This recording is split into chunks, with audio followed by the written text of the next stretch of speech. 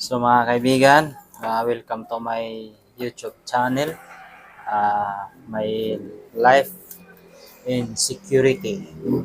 So mga kaibigan, tuloy tayo sa pagbabahagi ng biblikal na kaalaman, kahit konti lang, at least makapagbahagi tayo.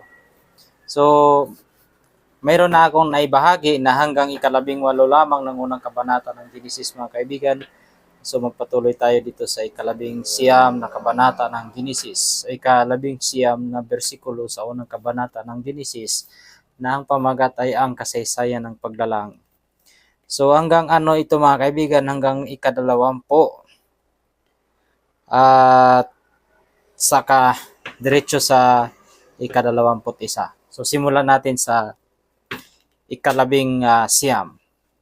Lumipas ang gabi at sumapit ang umaga ng ika-4 na araw. Sinabi ng Diyos, hayaang bumukal mula sa tubig ang maraming nilalang na may buhay at magsilipad ang mga ibon sa ibabaw ng lupa sa kalawakan ng langit. Kaya't nilikha ng Diyos ang mga dambuhala sa dagat at ang bawat nilalang na may buhay na gumagalaw na ibinukal ng tubig ayon sa kanyang uri, at ang lahat ng ibong may pakpak ayon sa kanyang uri. At nakita ng Diyos na ito ay mabuti, at nakita ng Diyos na ito ay mabuti. So yun na mga kaibigan. Hindi mapagkaila na ang lahat ng nilalang sa dagat at sa himpapawid ay nilikha ng Diyos. So walang ibang lumikha.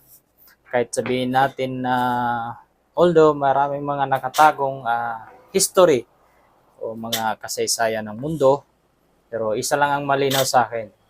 Ang lahat ng mga nilalang dito sa mundo ay nilikha ng Diyos. So yun lang mga kaibigan, at bukas na naman tayo magpatuloy. Sana suportahan niyo ako dito sa aking YouTube channel. Bye-bye mga kaibigan.